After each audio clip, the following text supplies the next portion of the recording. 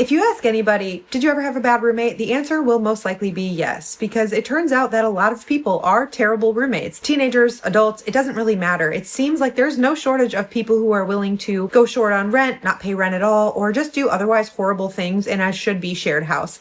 I've had my share of bad roommates. Luckily, I've had some really good ones as well. Some stories are funny, others not so much, but it's always a fun icebreaker for me when I'm getting to know somebody. I'm gonna be like, tell me your worst roommate story, just because it's one of my favorite types of stories to hear from people that I'm meeting or for Spooky Scary Storytime. And actually, if you're new here, Spooky Scary Storytime, which is the series where I share allegedly true listener stories about the things that they think nobody else would believe. This whole series started unintentionally because I told a story on social media about the worst roommate that I had ever had. He told me he sold his soul to the devil, and there were so many details of that story. I could probably rehash it at some time in the near future if anybody's interested, because it is a good story, and I really still have more questions than I do answers with that whole saga, but I am very glad it's over. I've done compilation episodes of crazy roommate stories in the past, and so I'm going to do another one because there's too many good ones to not share, and I feel like I don't want these to get lost or buried, and so it's easy for me to just kind of group them all together and put them somewhere. So some of these deal with the paranormal, some of these deal with just crazy people. We have one about a roommate who practiced blood magic. We have roommates who were just pick-me's and just did horrible, horrible things, including one woman who says that her roommate actually tried to her. Obviously, that one takes the cake, I think, hands down. But if you have a crazy roommate story, if it's short, drop it in a comment, or if it's long, send it to me, because I love these stories, like I said. We'll get right to it. I hope you enjoy these stories. I just heard a first-hand account from a guy who said that his roommates were harvesting from him. And this story came about in a roundabout way. Normally I get Spooky Scary Storytime submissions through email, but this one was a first-hand account. Okay, like 2 weeks ago, this guy that I went to college with, he lives in Los Angeles now. He hits me up out of nowhere. Okay, I have not talked to this guy in 8 years. We're still social media friends, but he's like, hey, I saw you're doing this series. I have to put you in contact with this guy that I know. He has the wildest story about his roommates, like they were practicing blood magic. And I was like, okay, like send me his socials or something and I'll reach out. And he's like, no, he doesn't do social media, but I'll give you his number. So I was like, okay, I'll text him. So I text this guy and I'm like, hey, I heard you have a crazy roommate story. Like, and I introduce myself and he just responds, he says, can I call you? So I was like, okay. And by the time he finished telling me this story, my jaw was on the floor. So in 2022, he joins a Facebook housing group. Okay. He needs a new place. He's already living in Los Angeles at this point. He finds a post for a house in Mount Washington, Los Angeles. And the couple that is posting it is a couple that's in their mid 40s. Joni is the woman, Devin is the man. And they post this. We have a room open in our peaceful older home in Mount Washington. You'll be sharing the house with just me and my partner. We are an artistic, nature-oriented couple and keep a quiet, energetically balanced space. Rent is $800 a month, available now. One mindful shared meal each week is a house tradition. Looking for someone grounded with a good, curious energy. So he DMs them immediately when he sees it because he needed a place fast. The rent was cheap and it was the area he wanted to be in. They respond right away. They're like, we'd love to meet you. He goes over there. They introduce themselves. They are cute in a weird, earthy way. Joni is a phlebotomist. She draws blood from people. And Devin is an herbalist, but he doesn't really work. He just makes these like plant-based tinctures and then he sells them at local farmers markets. He said they were basically just crunchy hippies. Like they weren't married because they believed that marriage was a societal construct invented by the government to bind people together and thus keep them in line. And they were vegan. They believed in ley lines and energy constructs, but he kind of liked it. He thought it was a little bit refreshing and very different from a lot of his friends that he spent time with. He tours the house. It's very nicely decorated. Boho decor. He said definitely one of them had money, although he doesn't know who. Very clean. Even though they were weird in a cute way. They show him their room, their bathroom. Then they show him the third bedroom, which is his bedroom. And then the second bedroom is used as an office. He's like, it's fine. I would love to take it. And Devin kind of like laughs and slaps him on the back. And he's like, well, the house chooses the people, so not so fast. And he looks at him kind of weird. And Devin's like, oh, no, it's okay. Like, we're just going to talk it over and then we'll let you know. So he goes home. Later on, they call him. They're like, hey, yeah, we'd love to have you move in. Seemed like we got along great. So he moves in. And as he's moving all his stuff into the third bedroom, he notices there's a padlock on the outside of the door. And he thinks this is weird because it's on the outside of the door. So he's like, hey, what's going on with this? And they were like, oh, actually, we didn't used to live here. We just rented the house out as an Airbnb during the pandemic. And that's where we stored all of the supplies. And he's like, okay, that makes sense. It's a Saturday. So after he's done unpacking his truck, he's like hanging out with them. They're all having some wine and he's getting to know them a little bit better. And the topic of their weekly dinners comes up. And basically they tell him that he's not invited, not at least until they know him better. And it's actually just a private dinner that they have with friends, but don't worry, they'll leave him a plate. So he was like, okay, well, that makes sense. And they're like, yeah, so we'll need you out of the house every single Thursday night when we have these dinners. And he's like, yeah, I can just stay in my room or whatever if I'm home. And they're like, no, we need you out of the house. Like, these are very private dinners.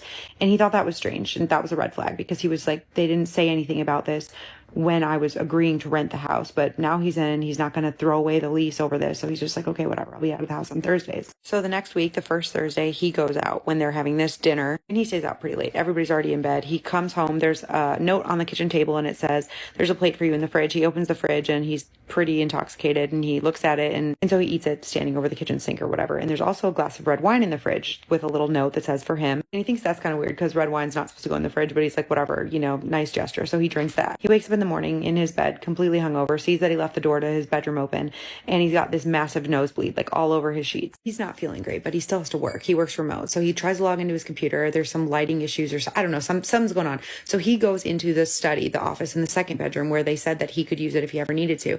And as he's in his meeting, he notices there's a mini fridge in the corner of the room, and he looks at it and he notices there's a padlock on that too. And he's just like, okay, whatever. Thinks it has something to do with Devin's plant tinctures that he sells at the farmer's market, right? There's also a locked file cabinet. Whatever, none of his business. Finishes out his workday. Following week, same thing. Thursday dinner, he goes out, whatever. They have their dinner. He comes home. They leave him a plate, leave him a cold glass of red wine. He eats it. Wakes up in the morning, nosebleed again. He's like, okay, this is weird. He's not somebody that had frequent nosebleeds, so he's just like, what is going on? Also, his bedroom door was open, and he wasn't that intoxicated that night, so he was like, I know that I closed the door. So he goes out in the main part of the house, finds Devin, who's still home, working on some tincture, and he's like, Devin, what's up with the food you guys gave me last night? Like, what was it? Because last week I had a nosebleed, and this week I have a nosebleed. I think I might have an allergy to something. And Devin gives him some weird excuse about sometimes carnivores eat vegan food and they have similar experiences because of the iron levels in the vegetables. Like, I don't know. Either way, this guy's like, well, maybe that's true. Like, I haven't eaten that much vegan food, but he still thinks it's an allergy that's causing these nosebleeds. And he's about to go back in his room, and Devin's like, hey, what'd you do with the tissues? And he's like, what tissues? And he's like, from your nosebleed.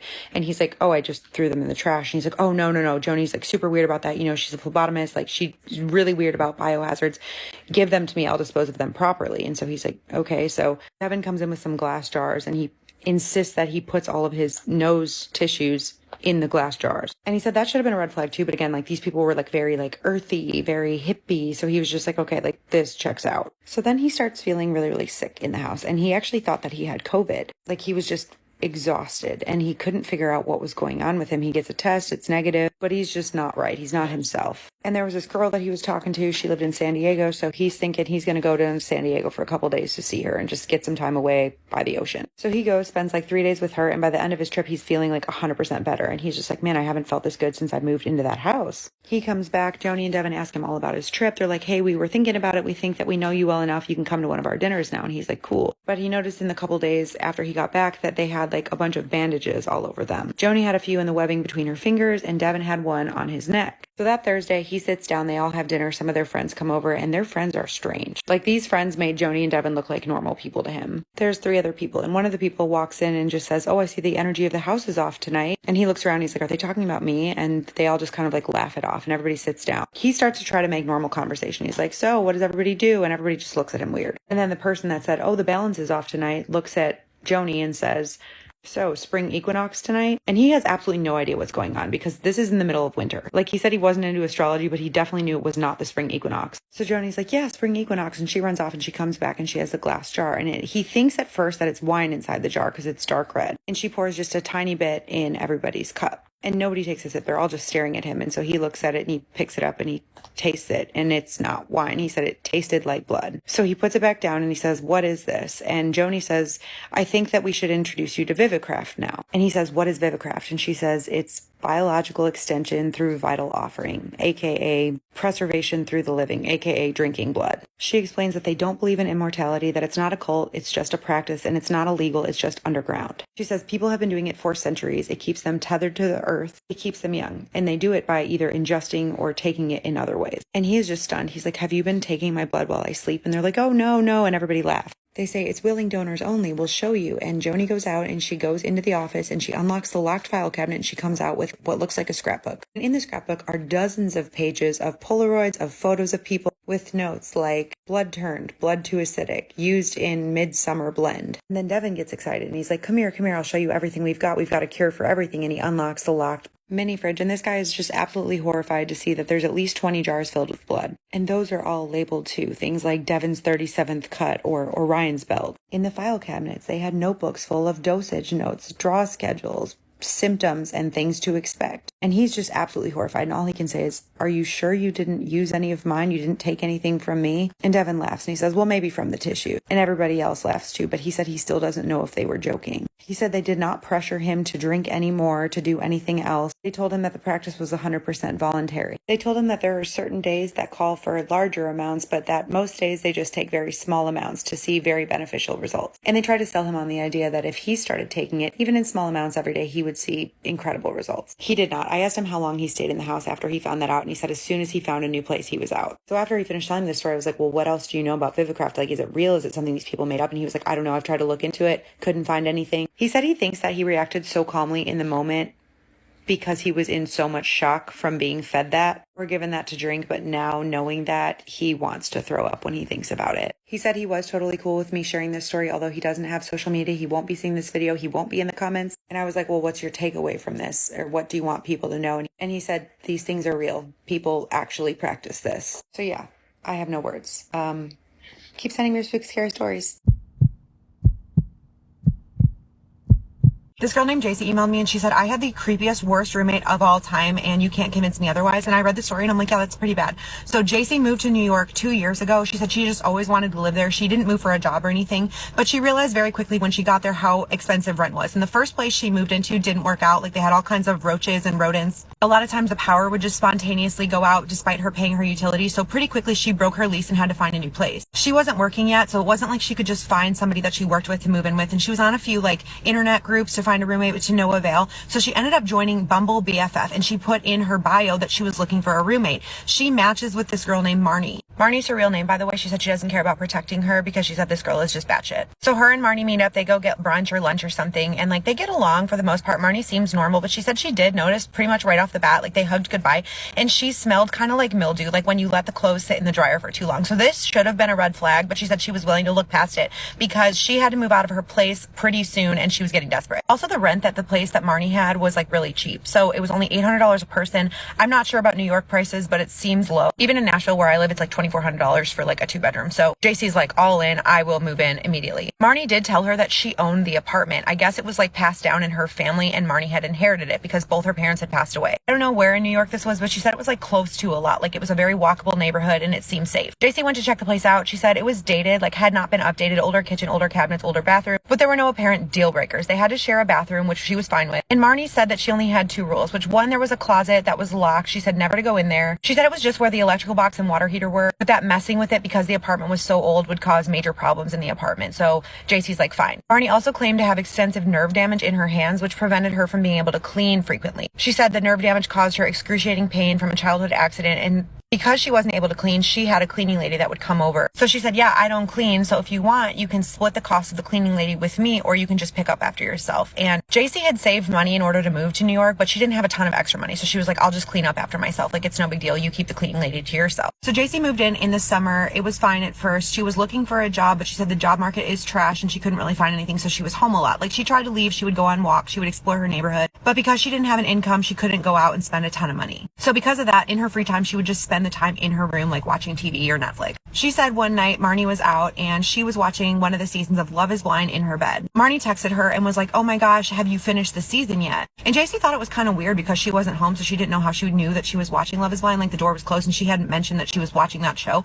So she just texted and she was like, no, I'm only like halfway through the season. And Marnie's like, oh my gosh, it's so good. Like, let me know what you think about so-and-so, a character on the show. She said this text from Marnie, although seemingly harmless, was like her first red flag because she didn't know how Marnie knew what she was watching. Like Marnie had been out all night. So that night, Marnie comes home at like 3 a.m. JC's already asleep in her bed, but she hears her banging around in the kitchen. She assumes she's like intoxicated or something. So she hears her go in the bathroom and then like go in her room and close the door. JC wakes up in the morning. She goes to use the bathroom and the bathroom is just destroyed. She said there was like neon yellow pee all over everything. She said it was on the toilets, on the floor, like drops on the sink. She said it was just disgusting. So she didn't know what to do. This was the first time that Marnie had done anything like this. So she just texted her and she said, hey, I noticed the bathroom is like pretty gross, LOL. Like she tried to play it off. She's like, like, would you mind cleaning it? And Marnie texted her back and said, oh, the cleaning lady's coming later today. She said, I'm in a lot of pain. I'm just going to stay in my bed. So JC was like, okay. And she goes out for the day. She doesn't really want to be there because the place is just disgusting. She comes home that night and it's still not clean. She has to take a shower, but she opens the shower curtain and sees that there is more waste in the shower, but it's not just pee. She's like, oh my God, Marnie's not home at this point. So she texts her and she said, hey, I noticed that the cleaning lady didn't come. Like, did you talk to her? Like, the bathroom is trash. And Marnie just texted her back. She said, oh, she had a family emergency. She's coming tomorrow. Also, I noticed you left your pizza on the stove. She's like, could you throw that away? I don't want the apartment to be trashed. We're going to get roaches. I guess JC had gotten a pizza the night before and like left the box on the stove and hadn't taken it out. But she said that she just thought she was deflecting because she knew that she had trashed the bathroom and was like trying to put the blame on JC for the apartment being gross. So she texts her back. She's like, okay, I'll take it out right now. And she just goes to bed, doesn't even shower because she doesn't want to touch all that stuff. She hears Marnie come in around 4 a.m. that night and she's doing the same thing, banging around the kitchen. So JC turns over, tries to go back to sleep. She's like half asleep and she hears her door creak open. So she turns around to look at the door and she sees Marnie coming in her room. She's just pretending to be asleep because she wants to know what Marnie's doing. So Marnie comes over to her bed and is standing over her smiling. So JC sits up. She's like, what are you doing? And Marnie's like, oh, you were talking in your sleep. It was really cute. I came in to hear what you were saying. JC said, I know I wasn't talking in my sleep. Like, I don't do that. I've never had anyone tell me that I talk in my sleep. So she's just like, oh, okay, well, I'm going to go back to sleep now. And Marnie's like, okay, sleep well. And she leaves, goes back in her room. JC comes out in the morning and now the kitchen's destroyed. There's just stuff everywhere. Like Marnie, it looked like she had like taken her clothes off and thrown them all over the room. There's like dirty laundry strewn about. She just didn't know what was going on. So she leaves again. And that day she goes and joins a gym so she can shower there. She said she needed to join a gym anyway, so it wasn't that big of a deal, but she just was basically looking for another excuse to not be in the house. She comes home, same thing. No cleaning lady. Marnie's not there. So she texts her. She's like, hey, is the cleaning lady coming today? Marnie texts her back and it was kind of weird. She's like, yeah, she's coming, but if you want to hire your own, feel free. She waits. No cleaning lady shows up. So JC actually ends up cleaning the bathroom and cleaning the kitchen because she's like, I just couldn't stand it anymore. Fast forward about a month. JC's still living there, but this behavior continues on Marnie's behalf. She's continuously coming home at like 2, 3, 4 in the morning, trashing the house and then going to sleep, passing out in her room, saying she's in complete pain, and then the cleaning lady never comes. She eventually tells JC that the cleaning lady quit. JC said she never saw a cleaning lady the entire time she lived there, so she thinks that she was lying about it. But as a result, she ends up picking up most of Marnie's slack, like cleaning up after her, especially like really disgusting things that Marnie would leave in the bathroom. Every time she tried to talk to Marnie about it, Marnie would give her an excuse like, oh, I've been interviewing new cleaning ladies. We're going to get someone new soon. JC had only been living there for like a month and a half at this point, so she was giving her the benefit of the doubt. She said when they interacted, they mostly got along, but they kept separate lives. Like they weren't really friends. Pretty soon, JC meets this guy at the gym. She didn't tell me his name, so we're just going to call him Ben. And Ben and her hit it off. They kind of start dating. This gives JC a reason to be out of the house. A lot of times she's out with Ben or at his apartment. One night she's at the apartment alone. She had decided that she was going to pick up knitting. So she had gone to the store, got some knitting supplies, and she's in her room knitting one night when Marnie texts her and says, sorry, it wasn't knitting, it was crocheting. So she's in her room crocheting one night and Marnie texts her and says, oh my God, I love crocheted blankets. Will you make me one? And JC said this was another red flag because she's like, how does she know that I'm crocheting? But she said she did leave the bag of like supplies on the kitchen table when she first got them. So she probably just saw that bag and assumed that she was picking up crocheting. So she's trying to be nice. She texts her back. She's like, yeah, like after I get the hang of it, I'll make you a blanket. She goes to bed. That night, she wakes up to Marnie standing over her smiling again. And JC sits up. She's like, what are you doing? Why do you keep coming in my room smiling at me when I'm sleeping? And JC's like, you talk in your sleep. Like, it's so cute. She's like, I was going to record you so I could play it back for you in the morning and just like let you know. And Marnie's like, okay, well, play me it then. And she's like, well, I didn't record you yet. Then Marnie said she was going out of town for like a week. So JC says that she's going to have Ben come stay with her because she just didn't want to be in the apartment by herself. Like, she just thought it would be fun if he stayed. They order takeout. They're eating on the couch, watching TV, whatever. Marnie texts her as they're eating and she says, make sure you take out all the trash. I don't want pests. So JC just was like, this is weird. So she texts her back. She's like, how did you know we ordered takeout? And Marnie says, oh, I just assumed because that's like what people do on date nights in. So she texts her back. She's like, okay, we'll take out the trash. Don't worry about it. A couple days later, Marnie's still gone. The hot water goes out in the apartment. Ben was over. He was like, I can fix it. Apparently he was a plumber or worked for a plumber at some point. So like he knew his way around a water heater. And JC tells him, oh, it's in this closet. She texts Marnie. She's like, hey, is there a key to this closet for the water heater? Marnie doesn't respond.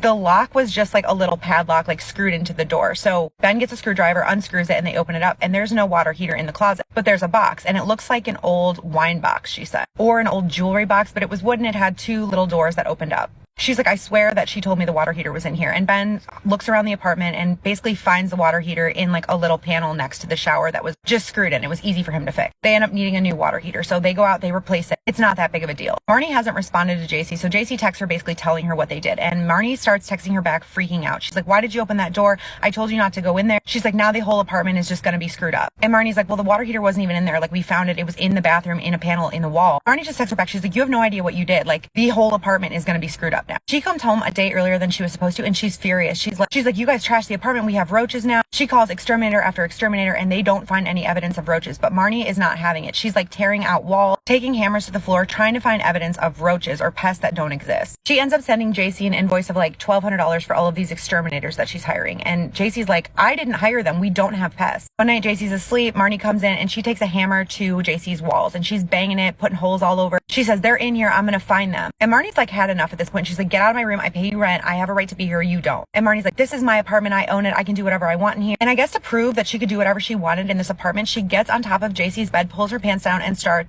letting waste come out. Not the liquid kind. So JC jumps up. She calls Ben. She's like, I'm coming over right now. She ends up staying with him and breaks her lease with Marnie. Before they move out, Ben comes over and he's helping her pack up and they find out that Marnie had installed a secret camera in JC's room. They found it because Ben had downloaded an app that apparently picks up any devices connected to the Wi-Fi. They looked up the name of this device online and a bunch of hidden camera products popped up. So JC found it. It was installed in the light switch in her bedroom. And that really creeped her out because she had been intimate with Ben in that room when Marnie was out of town. And apparently some other time. So she doesn't know why Marnie was recording her. And she doesn't know what the box in the closet was and why Marnie was so protective of it. So if you have any ideas, let me know. She'll be in the comments. When I hear the term handler, I always think of celebrities immediately, like Hailey Bieber is Justin Bieber's handler. I don't actually believe that that's just what's on my feed all the time. But this girl emailed me and she said that regular people have handlers too. And hers came to her in the form of a roommate. So back in 2022, this girl goes through a spiritual awakening of sorts. This is before she lived with this roommate. She was very interested in healing her chakras and opening them all up. And she was doing deep sleep meditations every single night before bed to open her third eye. At first, it seemed to have a positive impact on her life. She was waking up more energized, happier. Generally, she said things were going her way. She stumbled across this one meditation in particular. It was by Abraham Hicks. That's a whole other rabbit hole. But she said she was listening to it before she fell asleep. She felt this sense of being filled with a golden light and she felt herself vibrating. Then she falls asleep. She woke up in the morning. She was like, that was incredible. Something happened. I was in like a trance. She sends it to her friend. Later that night, her friend texts her back. She's like, the link doesn't work. So she's like, yeah, it does. And so she clicks on it because she wants to listen to it again. And she realizes that the video is gone. Side note, I've listened to some of the Abraham Hicks stuff. I think it's generally positive, but there is a weird backstory of how it came about if you want to go down that rabbit hole. But I digress. She doesn't let the fact that this video is gone deter her from her spiritual journey. So she goes down the rabbit hole of like energy, manifestation, implants, I don't know what she's referring to in that sense, and aliens. She says admittedly she got pretty into the rabbit hole. The next morning she wakes up and there's a black helicopter circling her house. At the time she said she didn't think it was related to her at all. She just remembers it because it was black and unmarked. It didn't look like a commercial aircraft, but it didn't look military either. 2 years go by, she's continued her spiritual journey and she knows all about a lot of fringe topics. Energy grid, a certain secret society I'm not allowed to mention on here because my video will get taken down. It's happened before. This thing, whatever that is. And she said human and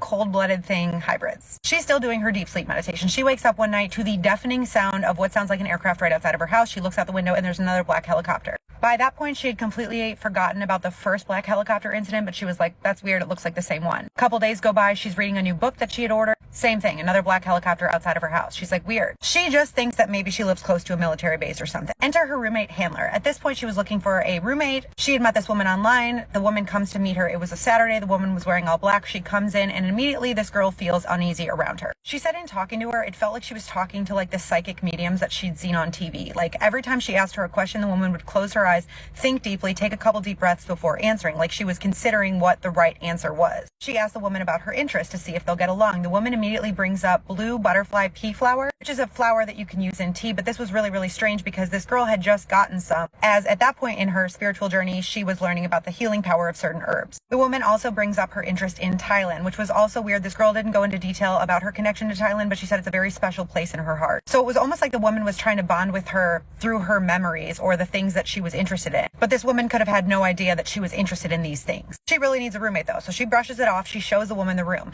Now, at this point, she said that there was an issue with the bed. One of the parts of the frame was broken, but she was going to address this to the woman after she showed her the room. However, the woman walks in the room, walks over to the bed. She says, is there anything wrong with it? It'll need to be fixed before I move in. And this girl's like, how did she know that? And she's like, oh yeah, I'm gonna fix the bed. But she lets her move in. The day the woman moves in, this girl's taking a nap. It's like 3 p.m. and she says all of a sudden she experienced this bout of sleep paralysis, which she had never had before. In her sleep state, she saw a female entity on top of her, holding her down so she couldn't move. She said in her sleep state, she knew it was that woman. She doesn't know how because it didn't look like her, but she knew it was. And it kept happening in a loop. When she finally gets herself out of it and wakes up, she goes in the living room and she said something just made her tell this woman what she dreamed about. The woman says, keep a jar of salt under your bed. It'll help. And also you should close your third eye eye chakra because that'll help with attacks. She said the casual way that this lady just dropped this information just freaked her out. Over the next few days, this new roommate keeps inviting her to have tea with her, and she said something about it just seemed weird, like she just didn't want to. She felt like the woman was trying to get intel about her for something, even though she couldn't explain it. Finally, though, they have this conversation. She tells her that she's deep in her spiritual journey and she's learning a lot through TikTok. She says, yeah, my feed is just filled with all this information that I never had access to otherwise.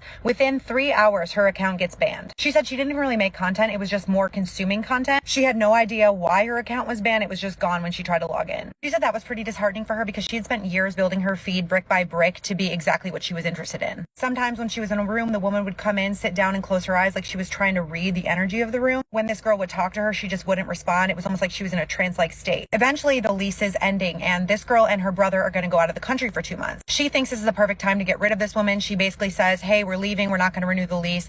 When we leave, you have to move out. The woman keeps trying to convince her not to go. 3 nights before they're supposed to leave, her brother has a seizure in the middle of the night. She said it felt like something was trying to block them from leaving the country and ending the lease. There was a lot more to this story. I condensed it, but I will tell you her theories. 1, she said she thinks she might have been a psychic. 2, she thinks that she may have been connected to an entity that she brought into the house with her when she moved in. 3, she says because she had noticed the black helicopters and had gotten so deep down the rabbit hole of occult and fringe topics, someone or something did not want her to continue her journey and sent the woman to intercept the information. She also sent her theory about how narcissists are handlers of sorts. How if you are doing well in your life and are trying to better yourself and you have a narcissist in your life, they are sent there to keep you in a low vibration, even if you and they don't know it. And she ended her email by saying, this is specifically for your audience. If you are neurodivergent, if you feel a connection to animals or children, if you have pure energy or are a light worker, there is a chance you will be targeted by something to lower your vibration and question your self-worth. There's a lot to this story. Let me know what you can make of it. She will be reading the comments. If you have a story submission, I would love to read it. I will keep adding them to this playlist. I got a DM from this girl named Rachel, and Rachel's like, I have a spooky scary story time for you. My former best friend and roommate is this girl who has over 1 million followers on social media. She is a spiritual influencer of sorts. She does like tarot reading. She does a lot of astrology charts. She also offers one-on-one personal life coaching, but she believes that she is in contact with a spiritual entity named Thorn. She calls it her familiar spirit. And not only that, but she believes there's a second moon, even though she doesn't say this on her social channels. And behind closed doors, this girl believes that Thorn is channeling through her. So all of her social media posts are coming from him, not from her. And this girl is using the channelings from Thorn for fame, basically. She did show me this account. She did show me photos of them together, so I know at least that she knows them, but I'm not going to say who this girl is because I don't feel like it's my place. This is only one side of the story. But anyway, she and this girl met in high school. They were roommates in college. They lived together after college. They've always both been into astrology, sending things back and forth. And it wasn't until pretty recently that this girl got into like channeling Thorn. She got into it kind of by accident. She went through a bad breakup. She was trying to figure out how to like manifest this dude back. She ends up going down this rabbit hole, decides to try automatic writing. For some reason, she's obsessed with the idea that one of their other friends stole this dude from her. I don't really know the backstory on that, but basically she is journaling about her 12th house, which she thinks is related to hidden enemies. And somewhere, I guess she learns that journaling during Mercury retrograde, Mercury Gatorade, will help her unlock this automatic writing potential. She's basically journaling obsessively during this period, trying to like unlock these hidden truths about herself. And I guess one day she comes to Rachel and she's like, I met with my familiar last night. And Rachel's like, what are you talking about, your familiar? And she's like, yeah, it's this spirit that is channeling through me. He said he's my familiar. His name is Thorn. And Rachel's like, okay, well, I'm glad it makes you happy. And she said that she personally believes in astrology. She thinks that it can help you unlock your own potential. It can help you recognize certain patterns in your life, but she doesn't believe that it's possible to contact other entities.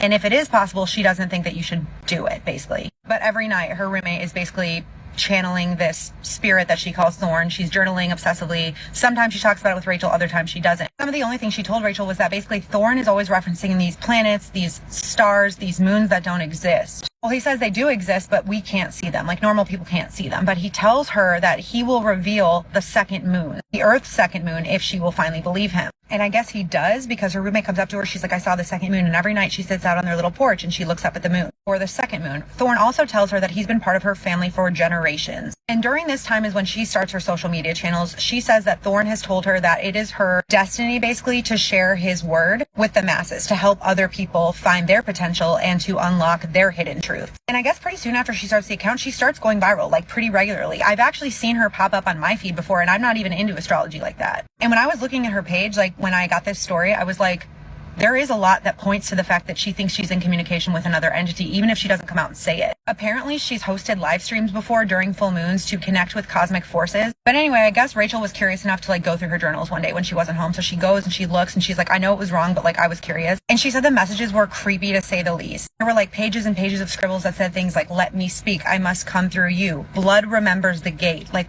and she said maybe the creepiest thing is in her journals, you could see the difference between her own writing and then when she was like channeling Thorn. And she said maybe it's not evil, but like I just got a bad vibe and I ended up not renewing my lease. She ended up moving with another influencer anyway. So they don't live together anymore, but she said she still kind of keeps tabs on it. Occasionally this girl will reach out to her. They still have gotten coffee on occasion and like spent time together, but their relationship has definitely suffered. Either way, she said she wanted to share this story as just like a warning to like be careful of the influencers that you follow, especially spiritual influencers, because you really never know who they are behind closed doors. They actually could be trying to open you up to something that you might not be ready for.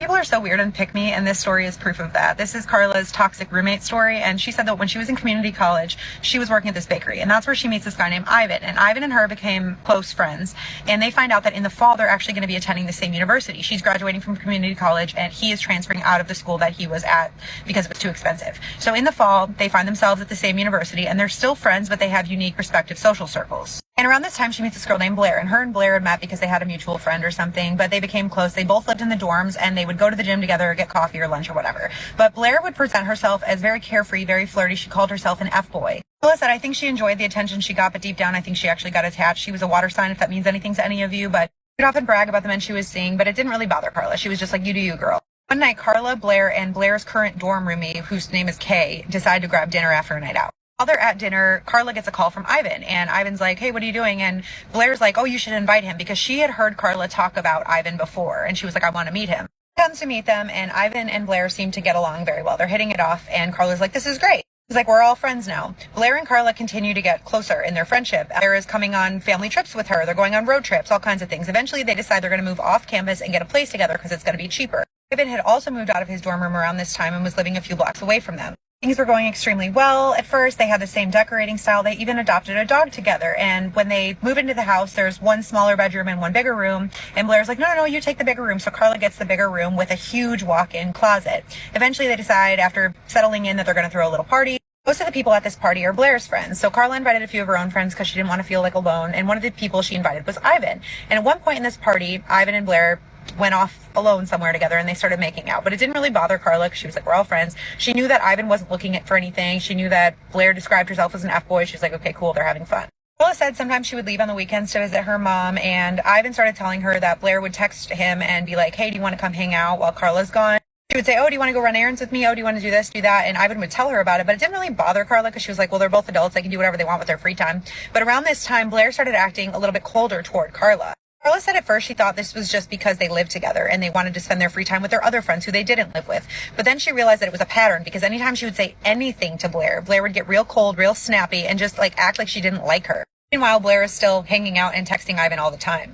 They would go days without speaking, and if they did speak, it was usually Blair complaining about something that Carla did, like leaving a pan out. She said, meanwhile, her stuff was all over the apartment, but she tries to be civil. She thinks it's just a phase in their friendship. One night, Ivan's over in Carla's bedroom. They're hanging out. They're watching a movie. Now, mind you, Blair hadn't talked to her or sought out her company in weeks, and they're watching this movie, and Blair barges in the room. She was all smiles, and she's like, I just wanted to let you guys know I'm home. And Carla's like, okay. And then she kept coming in the room for various reasons, whether it was to ask Carla questions or to have her taste something that she had cooked. And Carla said at the time she knew Blair was acting this way because Ivan was over and Blair was trying to get his attention, but she played along because she was hoping that if they had another positive interaction, it would get rid of some of the tension in the house, because she said at that point it just felt like she was walking on eggshells around her own place. But I guess Ivan wasn't really playing into it. He didn't really care. He wasn't giving Blair the attention that she wanted, and he's kind of just ignoring her anytime she comes in the room. Eventually, Blair gives up. She's like, I'm going to bed. She goes in her room and closes the door. Ivan and Carla decide they're going to go get some food from a late night food truck. So they walk to the food truck, and while they're there, Ivan shows Carla his phone, and he's like, Blair texted me.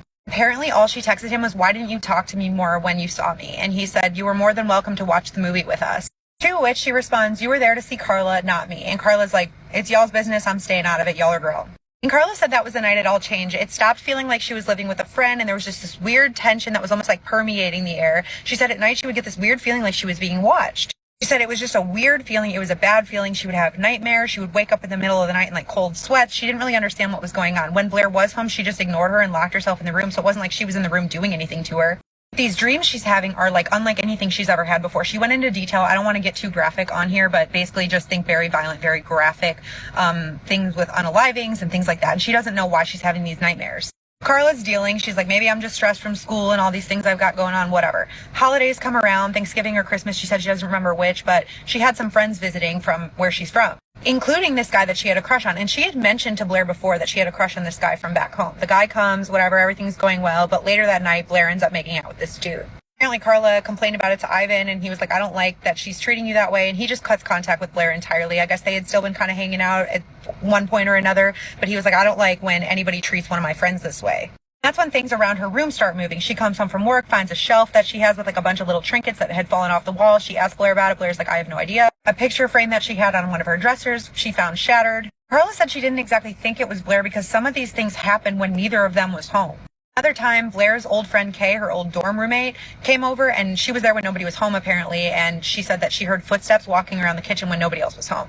The puppy that Carla and Blair shared started avoiding Carla's closet entirely. And then another one of Carla's friends said, oh, there's some weird energy in your house around your closet. Like, I didn't want to tell you, but since you're bringing all these things up, like, I pick up on some weird vibes there. Carla said things kept moving and breaking without any explanation. She still had no idea what was going on. This all was going on in 2019, and when 2020 hit, she moved back home for a little while, and Blair apparently just moved out without letting her know, but that's a whole other story. She said when she came back, she saged the place, she played worship music, and she hasn't had any bad experiences since, but she suspects because the tension in the house was so bad, she thinks they unintentionally let a spirit or something darker in. She says, I haven't heard from her since. Ivan and I are still friends, although we don't talk as much as we used to, and I kept the dog, even though he's still a coward, he is not afraid of a closet anymore.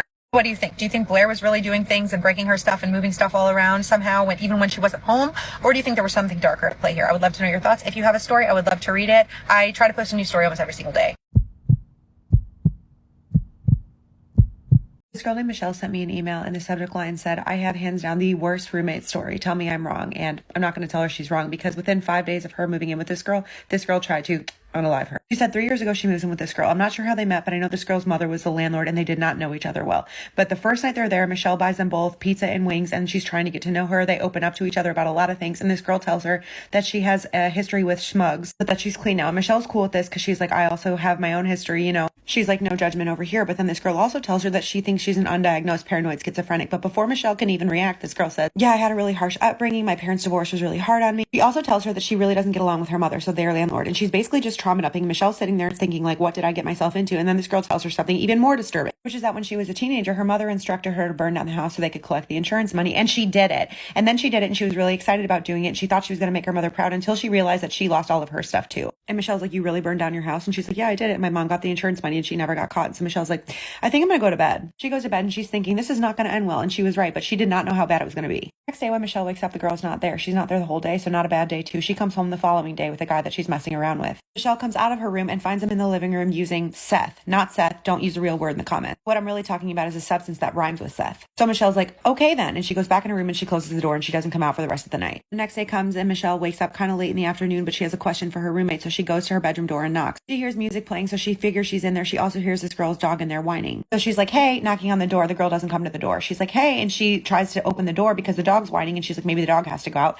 and the door's locked. So she knows she's in there. The girl still doesn't come out. So she's like, I don't know what's going on. So a little while later, she's in the kitchen when two random guys walk in. One guy's random. The other guy was the guy that she was using Seth with the night before. She said she didn't know why they were there. They just walked in, didn't offer any explanation. We're just like, what's up? So Michelle says she said hi to them and then just went to her room because she was uncomfortable. A little while later, after they left, her roommate comes and knocks on her door. I guess her roommate is just making casual conversation with her, and Michelle's like, hey, what was up with earlier when I knocked on your door and your music was playing and your dog was whining and your door was locked? And her roommate's like, what are you talking about? My door wasn't locked. I was gone for 2 days. And Michelle's like, well, if you were gone for 2 days, why did that guy that you were seeing and his friend come over? And her roommate's like, what are you talking about? They were here. He left me somewhere. That's why it took me so long to get home. And then she looks at Michelle and she's like, so you know them? And Michelle's like, what are you talking about? I just moved here. I just met him the other night when you were here. And then this girl tells her that she thought about unaliving her last roommate for messing with that guy. She's like, yeah, if you mess with him, I'll find out and you. And Michelle's just like, what the And then this girl starts pacing back and forth from room to room, and she comes back in the room with a large, sharp object. She was spinning it between her hands, and she goes, "You have 5 minutes to get him over here so you can explain to me what you guys have been up to behind my back." Michelle says she was completely in fight or flight mode, but she has a lot of trauma, and as a result has a pretty good trauma response, which is just being very calm. And she tells her basically,